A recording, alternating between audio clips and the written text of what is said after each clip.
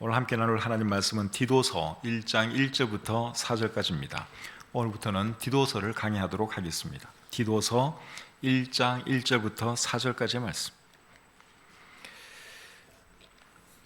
첫신절 알고 제가 받들어 읽겠습니다. 하나님의 종이요 예수 그리스도의 사도인 나 바울이 사도된 것은 하나님이 택하신 자들의 믿음과 경건함에 속한 진리의 지식과 영생의 소망을 위함이라. 이 영생은 거짓이 없으신 하나님이 영원 전부터 약속하신 것인데 자기 때에 자기의 말씀을 전도로 나타내셨으니 이 전도는 우리 구주 하나님이 명하신 대로 내게 맡기신 것이라. 같은 믿음을 따라 나의 참 아들 된 디도에게 편지하노니 하나님 아버지와 그리스도 예수 우리 구주로부터 은혜와 평강이 내게 있을지어다. 아멘.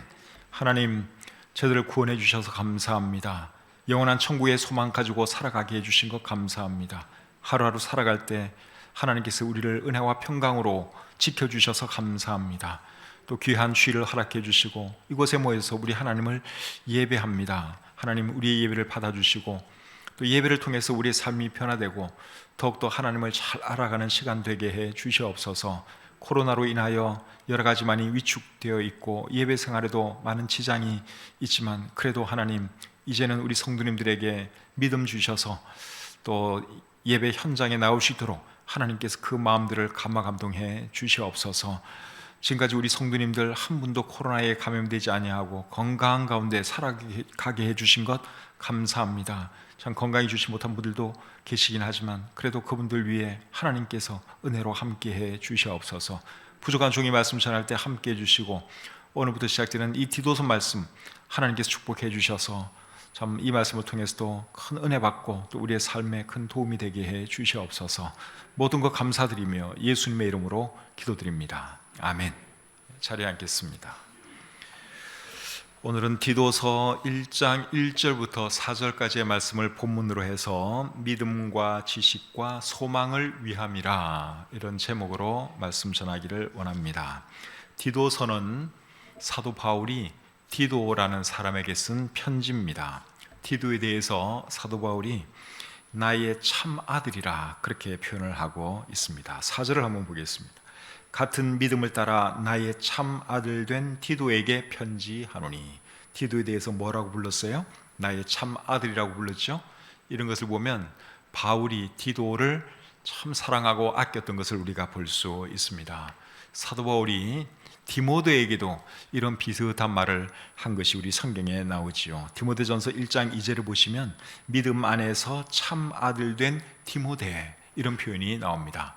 그러니까 사도 바울이 정말 아들처럼 끔찍이 사랑했던 사람이 두 사람 나오는데 그 두 사람이 디모데와 디도입니다. 이 두 사람을 정말 사도 바울이 아들처럼, 영적인 아들이죠, 친아들처럼 그렇게 사랑하고 귀하게 여겼습니다.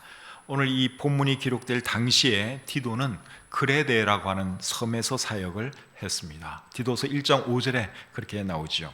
내가 너를 그레데에 남겨둔 이유는 남은 일을 정리하고 내가 명한 대로 각 성에 장로들을 세우려 함이니. 그래서 이 디도라는 사람은 목회자인데 그 그레데라고 하는 곳에서 사역을 하고 있었습니다. 그레데는 그리스 반도, 그리스가 있는 그 반도가 그리스 반도인데요, 그리스 반도 남동쪽에 있는 큰 섬입니다.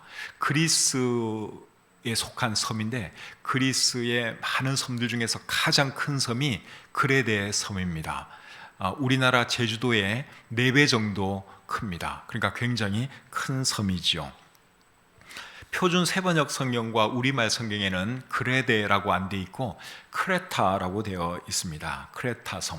구글 지도에서 여러분들이 이 지역을 찾아보면 크레타라고 나와 있습니다.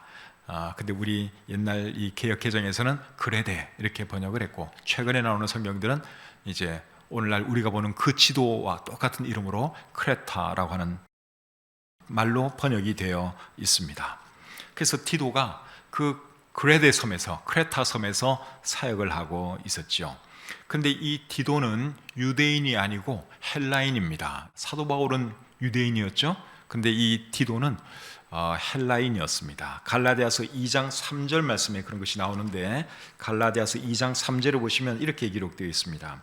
그러나 나와 함께 있는 헬라인 디도까지도 억지로 할례를 받게 하지 아니하였으니. 여기 보니까 헬라인 디도라 그랬죠.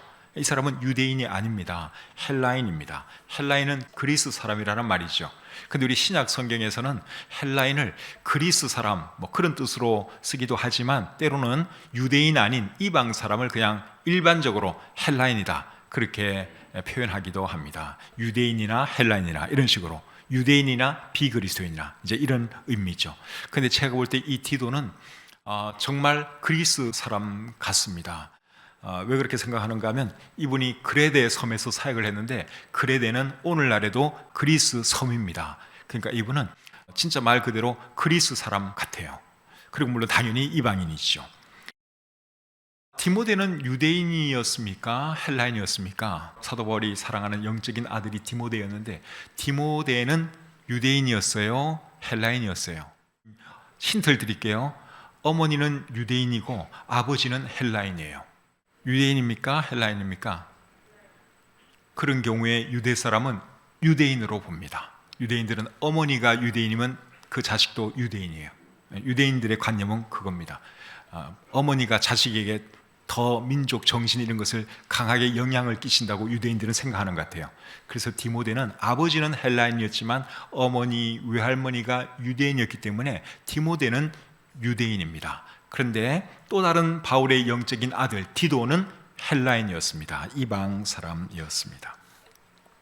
바울이 언제 디도서를 기록했는지는 정확하게는 알 수 없지만, 많은 성경학자들이 언제 기록했다고 생각하는가 하면, 사도 바울이 로마 감옥에서 나온 뒤에 자유로운 몸으로 온 세계를 돌아다니면서 사역할 때, 그때 기록했다고 생각을 합니다. 사도 바울이 로마 감옥에 갇혔을 때 4권의 글을 썼죠. 에베소서, 빌립보서, 골로새서, 빌레몬서, 그렇게 4편지를 로마 감옥에서 썼습니다. 그리고 풀려납니다. 풀려나서 기록한 글이 디도서입니다. 그리고 디모데 전서도 비슷한 시기에 기록했습니다. 그리고 사도 바울이 다시 로마 감옥에 갇힙니다. 그리고 거기서 이제 생을 마치게 되는데, 감옥에 갇힌 상태에서 기록한 책이 그의 마지막 서신인 디모데 후서입니다. 근데 이 디도서는 마지막에 감옥 갇히기 전에, 첫 번째 로마 감옥에 갇혔다가 풀려나서 자유로운 몸으로 사역할 때, 그때 디도서와 디모데 전서를 기록했습니다. 그리고 어디서 기록을 했는가 하면 정확하게 알 수는 없지만, 디도서를 잘 읽어보면 니고볼리에서 멀지 않은 곳에서 기록한 것을 우리가 알 수 있습니다. 디도서 3장 12절을 보겠습니다. 내가 아데마나 두기고를 내게 보내리니 그때에 네가 급히 니고볼리로 내게 오라. 내가 거기서 겨울을 지내기로 작정하였노라. 여기 보니까 디도에게 편지를 쓰면서 니고볼리로 오라고 말을 하고 있죠. 내가 거기서 겨울을 보내기 원한다. 거기서 너 만나기 원한다. 그런 말을 하고 있죠. 이제 이런 말하는 것을 보면 니고볼리에서 멀지 않은 곳에서 지금 바울이 이 글을 쓰고 있구나 하는 것을 우리가 추측할 수 있죠. 니고볼리는 어디에 있는 도시인가 하면, 그리스 남부 지방을 옛날에는 아가야라고 그랬습니다. 우리 성경에 나오는 표현이에요. 그 아가야에 있던 도시가 이 니고볼리입니다. 아가야에 또 어떤 도시들이 있었는가 하면, 아덴, 아테네, 고린도, 이런 도시들이 그리스 남부 지방, 즉 아가야 지방에 있었습니다. 그리스 북부 지방은 마게도냐라 그럽니다. 그 마게도냐에 있던 도시들은 빌립보, 데살로니가, 이런 도시들이 마게도냐, 즉 그리스 북부 지역에 있었습니다. 사도행전 19장 21절에 보시면 이런 표현이 나와요. 바울이 마게도냐와 아가야를 거쳐 예루살렘에 가기로 작정했다. 여기 보니까 마게도냐, 아가야 이런 표현이 나와요. 마게도냐는 그리스의 북쪽이고 아가야는 그리스의 남쪽입니다. 그런데 니고볼리는 어디 있었느냐? 아가야, 그리스의 남부지방에 있던 도시입니다. 그래서 니고볼리 멀지 않은 곳에서 사도 바울이 디도서를 기록했다 하는 것을 우리가 알 수 있습니다. 자, 이제 본문의 내용을 보도록 하겠습니다. 오늘 이 본문을 잘 보시면 사도 바울은 중요한 몇 가지를 알고 있었던 것을 보게 됩니다. 첫 번째로 사도 바울은 자기 자신이 누구인지를 알았습니다. 1절을 보겠습니다. 하나님의 종이요 예수 그리스도의 사도인 나 바울이. 자, 사도 바울은 자기 자신을 어떻게 알고 있습니까? 하나님의 종 그리고 예수 그리스도의 사도라고 알고 있죠. 나는 하나님의 종입니다 하는 말 속에는 어떤 뜻이 포함되어 있는가 하면 나는 하나님의 말씀을 전하는 사람입니다. 나는 하나님 말씀에 무조건 순종합니다. 나는 하나님이 제일 무섭습니다. 그런 뜻이죠. 나는 하나님의 종입니다 하는 말 속에는 그런 뜻이 포함되어 있습니다. 그리고 또 예수 그리스도의 사도라고 그랬는데 나는 예수 그리스도의 사도입니다 그렇게 말을 하면 그 말 속에는 어떤 것이 포함될까요? 나는 예수 그리스도에 의해 세움받은 사람입니다. 나는 예수 그리스도로부터 특별한 임무를 부여받은 사람입니다. 나는 예수 그리스도의 복음을 전하는 사람입니다. 그러한 의미가 포함되어 있죠. 그래서 사도 바울은 자기 자신이 누구인지, 자신의 정체성이 무엇인지를 분명히 알고 있었다는 사실입니다. 사도 바울은 자신에 대해서 하나님의 종이요 예수 그리스도의 사도라고 말을 하고 있습니다. 여러분, 사람이 자신이 누구인지, 자신의 정체성이 무엇인지 아는 것은 굉장히 중요합니다. 자기가 누구인지를 모른다고 한번 생각을 해보세요. 정체성이 흔들린다고 한번 생각을 해보세요. 그래가지고는 인생을 성공적으로 살아가기가 참 어렵습니다. 그래서 이 세상을 당당하게 잘 살아가기 위해서는 내가 누구인가, 나의 정체성이 무엇인가, 그걸 분명히 알아야 하는 것이죠. 사도 바울이 사역을 잘 감당했죠. 이 사람은 전혀 위축되거나 두려워하지 않고 정말 담대하게 사역을 잘 감당했습니다. 그렇게 할 수 있었던 이유가 뭔 줄 아십니까? 정체성이 분명하니까. 나는 하나님의 종이다, 예수 그리스도의 사도다 하는 이 정체성이 분명하니까 다른 사람 두려워할 필요가 없는 거예요. 하나님의 종이 여러분 사람 두려워합니까? 그러니까 담대하게 복음 전하는 거예요. 목에 칼이 들어와도 복음 전하는 거고. 그래서 우리의 정체성, 내가 누구인가, 그거 아는 건 여러분 정말 중요한 일이죠. 그런데 요즘은 자신의 성 정체성도 모르는 사람들이 꽤 많은 것 같아요. 자기가 남자인지 여자인지 그걸 모르는 사람들이 꽤 많이 있습니다. 근데 그렇게 되면 세상 살아가기가 정말 힘듭니다. 한번 생각을 해보세요. 자기가 여자인지 남자인지 그걸 잘 모르는 거예요. 성 정체성이 흔들려요. 어떤 때는 남자 같고 어떤 때는 여자 같아요. 그런 사람 많이 있습니다 지금. 그러면 자, 옷은 남자 옷을 입어야 하나 여자 옷을 입어야 하나, 여기서부터 이제 헷갈리기 시작하죠. 화장실을 갈 때는 남자 화장실을 가야 되나 여자 화장실을 가야 되나 헷갈리는 거예요. 그래서 그런 사람들이 인생을 제대로 살아갈 수가 없습니다. 그래서 성 정체성의 혼란을 겪는 많은 사람들이 자살로 생을 끝내잖아요. 그래서 우리가 성 정체성뿐만 아니라 일반적인 모든 정체성에 대해서 확실해야 됩니다. 그래야지 사람이 당당하게 이 세상을 잘 살아갈 수가 있는 것이죠. 사랑하는 성도님 여러분, 여러분들은 여러분 자신이 누구인지 알고 계십니까? 여러분들은 누구세요? 다른 사람들이 여러분들에게 당신은 누구십니까? 라고 물으면 여러분들은 뭐라고 대답을 하시겠어요? 여러분의 정체성은 뭡니까? 여러 가지로 대답은 할 수 있을 거예요. 나는 누구누구의 아들입니다, 딸입니다. 나는 누구누구의 아버지입니다, 어머니입니다. 나는 누구누구의 아내입니다, 남편입니다. 여러 가지로 말할 수 있겠죠. 나는 무슨 회사의 사장입니다, 또는 직원입니다. 이런 정체성도 있을 수 있고, 나는 공무원입니다, 나는 교사입니다, 나는 군인입니다. 다 좋은 정체성들이에요. 그런데 여러분들이 가지고 있는 정체성 중에서 제일 중요한 정체성이 뭔 줄 아십니까? 여러분이 예수님을 믿는 사람이라면 여러분에게 있는 정체성 중에 제일 중요한 것은 여러분이 하나님의 자녀고 그리스도인이라고 하는 것입니다. 그게 제일 중요한 정체성이에요. 여러분이 다른 사람에게 소개할 때, 나는 어떤 직장 다니고 있습니다, 나는 어느 대학 나왔습니다, 그렇게도 소개할 수 있겠죠. 우리 아버지는 누구입니다, 우리 자식은 누구입니다, 우리 남편이 누구예요, 여러 가지로 소개할 수 있겠지만 여러분, 제일 좋은 정체성, 그것은 나는 하나님의 자녀입니다, 나는 그리스도인입니다. 여러분, 그거보다 더 좋은 정체성이 없다고 믿습니다. 이 정체성을 확실하게 붙들고 살아가는 여러분들이 되시기를 우리 주님의 이름으로 축복합니다. 이 정체성이 있으면요, 우리가 마음에 안정이 돼요. 난 하나님의 자녀지. 그 생각하면 얼마나 감사합니까? 어려움이 닥쳐도 염려할 거 없어요. 내가 하나님의 자녀인데, 하나님이 내 아버지인데, 여러분, 염려할 게 뭐 있어요? 그래서 여러분, 여러분의 정체성이 하나님의 자녀고 그리스도인이라고 하는 그것을 여러분 꼭 기억하고 살아가시기를 바랍니다. 그거 확실히 알고 있으면 어떤 상황에서 어떻게 행동해야 할지 거기에 대한 답도 나옵니다. 그렇지, 나는 그리스도인이지, 나는 하나님의 자녀지, 그럼 나는 그렇게 행동하면 안 되지, 이 답이 나오는 거예요. 그래서 여러분들도 확실한 정체성 붙들고 살아가시고, 여러분들 자녀들에게도 어릴 때부터 확실한 정체성을 심어주시기를 바랍니다. 여러분 자녀에게 심어줘야 될 제일 중요한 정체성이 뭐냐? 너는 하나님의 자녀야, 이거. 그리고 너는 예수 믿는 사람이야, 너는 그리스도인이야. 이 정체성을 여러분 확실히 심어주셔야 합니다. 유대인들이 여러분 2000년 동안 나라가 없었잖아요. 근데도 그들이 사라지지 않았죠? 지금 나라를 일구었죠? 그렇게 할 수 있는 가장 큰 비결이 뭔 줄 아십니까? 자신이 유대인이라는 걸 안 잊어먹는 거예요. 자식들에게도 항상 가르치는 거예요.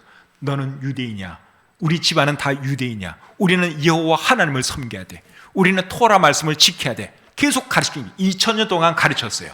그러니까 여러분, 민족이 사라지지 않냐고 지금까지 존재하고 우수한 민족이 될 수 있었던 것입니다. 그래서 우리는 누구라고요? 하나님의 자녀, 그리고 그리스도인이라고 하는 이 정체성 잘 기억하시기를 바랍니다. 두 번째로 사도 바울이 뭘 알았는가 하면 자신이 해야 할 일이 뭔지를 알았어요. 1절 하반절과 2절 보겠습니다. 나 바울이 사도된 것은 하나님이 택하신 자들의 믿음과 경건함에 속한 진리의 지식과 영생의 소망을 위함이라. 이 말씀을 잘 보시면 사도 바울은 세 가지를 위해서 사도가 되었다고 말하고 있습니다. 첫째는 하나님이 택하신 자들의 믿음을 위해서 나는 사도가 되었다, 그렇게 말하고 있습니다. 이게 무슨 말인가 하면 나는 하나님이 택하신 자들의 믿음을 세워주고 도와주기 위해서 사도가 되었다, 그 말입니다. 그리고 두 번째는 경건함에 속한 진리의 지식을 위해 사도가 되었다, 그렇게 말을 하고 있죠. 이 말은 나는 진리의 지식을 가르쳐서 사람들로 하여금 경건하게 살도록 하기 위해서 사도가 되었다, 그러한 말이죠. 여기 진리의 지식이라는 표현이 나오는데, 여기 진리의 지식은 하나님을 아는 지식, 예수 그리스도를 아는 지식, 그것과 같은 말이라고 볼 수 있습니다. 그래서 이 지식을 갖게 되면, 거룩한 진리의 지식을 가지게 되면 어떻게 되느냐? 사람이 경건하게 살게 됩니다. 거룩하게 살아가게 되죠. 그리고 세 번째로 사도 바울이 왜 사도가 되었다고 말하고 있는가 하면 영생의 소망을 위해 사도가 되었다, 그렇게 말을 하고 있죠. 이 말은 나는 사람들로 하여금 영생의 소망을 가지고 살도록 하기 위해서 사도가 되었습니다, 그 말입니다. 그래서 사도 바울은 자기가 왜 사도가 되었는지, 사도로서 어떤 일을 해야 하는지를 분명히 알았다는 사실이죠. 사랑하는 성도님 여러분, 여러분은 하나님의 자녀로서 그리스도인으로서 어떻게 살아야 하는지, 무엇을 위해서 살아야 하는지 알고 계십니까? 여러분의 삶의 목표가 뭔지 여러분들은 알고 계십니까? 그걸 아셔야 돼요.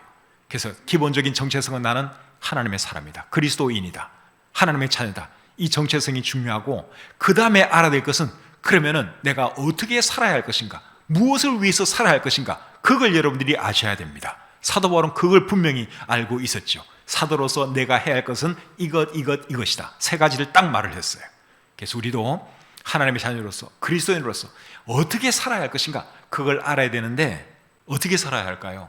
고린도전서 10장 31절에 보시면 너희가 먹든지 마시든지 무엇을 하든지 다 하나님의 영광을 위하여 하라, 그렇게 말을 했습니다. 여러분, 우리가 직업은 다 다를 수가 있어요. 회사도 다르고 직분도 다르고 다 달라요. 그런데 우리가 공통적으로 우리가 하나님의 자녀고 그리스도인이라면 우리는 하나님의 영광을 위하여 살아야 할 줄 믿습니다. 그게 우리가 살아야 할 삶의 모습이에요. 그것이 우리의 삶의 목표가 되어야 합니다. 또 에베소서 1장 5절과 6절에는 이런 말씀이 있습니다. 에베소서 1장 5절 6절. 그 기쁘신 뜻대로 우리를 예정하사 예수 그리스도로 말미암아 자기의 아들들이 되게 하셨으니 이는 그가 사랑하시는 자 안에서 우리에게 거저 주시는 바 그의 은혜의 영광을 찬송하게 하려는 것이라. 자, 여기 보시면 왜 하나님께서 우리를 구원해 주셨는지 그걸 바울이 말씀을 해주고 있는데, 하나님께 영광 돌리라고, 하나님께 찬송 부르라고 우리를 구원해 주셨다, 그렇게 말을 하고 있죠. 그래서 우리가 하나님의 자녀로서 그리스도인으로서 어떤 일을 해야 하는가 하면 하나님을 예배하고 하나님께 영광 돌리는 그런 삶을 살아야 하는 것이죠. 그 다음에 2절 하반절과 3절 계속 보겠습니다. 이 영생은 거짓이 없으신 하나님이 영원 전부터 약속하신 것인데 자기 때에 자기의 말씀을 전도로 나타내셨으니 이 전도는 우리 구주 하나님이 명하신 대로 내게 맡기신 것이라. 자, 이번에는 바울이 또 어떤 말을 하는가 하면 하나님께서 나에게 전도하는 일을 맡기셨다, 그렇게 말을 하고 있죠. 전도라고 하는 것은 하나님의 말씀을 선포하는 것을 우리 성경에서는 전도라고 합니다. 특별히 예수 그리스도의 복음을 선포하는 것, 그것을 우리 성경에서는 전도라고 합니다. 근데 우리는 보통 전도하면 교회에 안 나가는 사람 교회 데려오는 거, 이제 이 개념을 가지고 있는데, 원래 성경적인 의미의 전도는 하나님 말씀을 선포하는 거예요. 예수 그리스도의 복음을 선포하는 거예요. 그것이 전도입니다. 그렇기 때문에 전도의 대상은 믿는 사람일까요? 안 믿는 사람일까요? 안 믿는 사람이에요. 전도의 대상은 항상 안 믿는 사람이죠. 고린도전서 1장 21절에 보면 하나님께서 전도에 미련한 것으로 믿는 자들을 구원하시기를 기뻐하셨다 하는 말씀이 나옵니다. 여기 믿는 자들은 복음을 듣고 믿는 자들을 말하는 것이죠. 안 믿다가 이제 복음을 듣고 믿는 자들, 그 사람들을 여기 믿는 자들, 그렇게 표현하고 있는데, 전도에 미련한 것으로 그들을 구원하시기를 하나님이 기뻐하셨다, 그렇게 말씀을 하고 있습니다. 또 마가복음 1장 38절에 보시면 예수님은 전도하기 위해서 오셨다 하는 말씀도 하고 있습니다. 그래서 전도의 대상은 믿지 않는 사람들이에요. 그래서 사도 바울은 믿지 않는 사람들을 위해서는 내가 해야 할 일이 뭔가, 그걸 분명히 알고 있었다고 하는 것이죠. 믿는 사람들을 위해서 사도 바울이 할 일은 뭐라 그랬죠? 조금 전에 제가 말씀을 드렸죠. 1절 하반절과 2절에 나와 있습니다. 사람들의 믿음을 세워주고 진리의 지식을 갖게 해서 경건하게 살도록 도와주고, 그리고 사람들로 하여금 소망을 가지고 살도록 하는 것이 믿는 사람들을 위해서 그가 해야 할 일이었습니다. 그리고 믿지 않는 사람들을 위해서 사도 바울이 할 일은 뭐였느냐? 전도였다는 거예요. 하나님께서 나에게 전도의 일을 맡기셨다, 바울이 그렇게 말을 하고 있습니다. 그래서 여러분, 우리도 믿는 사람들을 위해서는 뭘 할 것인가? 믿지 않는 사람들을 위해서는 뭘 할 것인가? 교회를 위해서는 나는 또 뭘 할 것인가? 이런 구체적인 그런 계획들이 있어야 된다 하는 것이죠. 사도 바울이 정체성이 분명했고 또 사도로서 어떤 일을 해야 할지를 분명히 알았기 때문에 사도 바울이 사역을 잘 할 수 있었던 것입니다. 그래서 우리도 하나님의 자녀로서 그리스도인으로서 어떻게 살아야 할지, 무엇을 해야 할지, 그걸 알아야지 우리가 이 세상을 성공적으로 살아갈 수가 있습니다. 하나님의 자녀로서 그리스도인으로서 우리가 해야 할 일은 크게 두 가지로 요약할 수 있습니다. 첫째는 하나님께 영광 돌리면서 하나님을 예배하는 것이고, 두 번째는 믿지 않는 사람들에게 복음 전하는 것, 그것이 우리가 그리스도인으로서 해야 할 일이다 하는 것을 여러분 잘 기억하시기를 바랍니다. 우리 교회 표가 뭐죠? 우리 교회 표는 더 큰 영광을 하나님께, 더 많은 사람에게 복음을, 이것이 우리 교회의 표입니다. 그래서 더 큰 영광을 하나님께 올린다 하는 것은 우리의 삶을 통해서 우리가 하나님을 더 영화롭게 하고, 또 예배를 통해서 하나님께 영광 돌리는 것을 의미하고, 더 많은 사람들에게 복음 전하는 것은 우리가 개인적으로도 전도하고 교회적으로도 참 복음 전도 강력하게 하겠다는 그런 의지가 그 표 속에 담겨 있죠. 그래서 우리 교회도 하나님께 풍성한 예배로 영광 돌리고 또 더 많은 사람들에게 복음 전해야 하고, 우리 각자도 그러한 삶을 살아갈 수 있기를 주님의 이름으로 축복합니다. 세 번째로 사도 바울이 또 뭘 알았는가 하면 사람들에게 필요한 것이 뭔지를 알았어요. 그것도 굉장히 중요한 거죠. 사람들에게 정말 필요한 게 뭔가, 사도 바울이 그걸 알았어요. 4절 말씀을 보겠습니다. 같은 믿음을 따라 나의 참 아들 된 디도에게 편지하노니 하나님 아버지와 그리스도 예수 우리 구주로부터 은혜와 평강이 내게 있을지어다. 자, 이 말씀을 잘 보시면 사도 바울은 디도에게 편지하면서 하나님과 예수 그리스도로부터 은혜와 평강이 너에게 있을지어다, 그렇게 축복해 주었습니다. 사도 바울은 항상 편지 쓸 때마다 항상 이 인사를 해요. 신약 27권 중에서 사도 바울이 13권을 썼습니다. 근데 여러분, 사도 바울이 쓴 글을 한번 읽어보세요. 인사 축복할 때 항상 이거예요. 항상 이게 공식이에요. 가끔가다가 긍휼을 더할 때도 있어요. 근데 은혜와 평강이 항상 그 축복의 말이다 하는 것이죠. 사도 바울이 여러분 매번 이 말을 하는 이유가 뭘까요? 그 이유는 뭔가 하면 사람들에게 가장 필요한 것이 하나님과 예수 그리스도로부터 오는 은혜와 평강인 것을 그가 알았기 때문입니다. 이게 가장 좋은 것이다 하는 것을 그가 알았기 때문에 항상 이 말로 축복을 해 준 것이죠. 하나님의 은혜와 평강 안에는 여러분 사람들이 필요로 하는 모든 것이 사실 다 들어가 있습니다. 사람에게 구원이 중요하고 구원이 필요하죠. 근데 이 구원도 하나님의 은혜 안에 포함되는 것으로 우리가 이해할 수 있습니다. 에베소서 1장 7절에 보시면 우리는 그리스도 안에서 그의 은혜의 풍성함을 따라 그의 피로 말미암아 속량 곧 죄 사함을 받았느니라. 우리가 구원받은 거 하나님의 은혜였습니다. 에베소서 2장 8절에 보시면 너희는 그 은혜에 의하여 믿음으로 말미암아 구원을 받았으니 이것은 너희에게서 난 것이 아니요 하나님의 선물이라. 우리가 구원받은 거 그거 하나님의 은혜라는 것입니다. 그래서 우리의 구원 이거 하나님의 은혜 안에 포함되는 것이죠. 사람에게 건강도 필요하죠. 건강도 굉장히 중요합니다.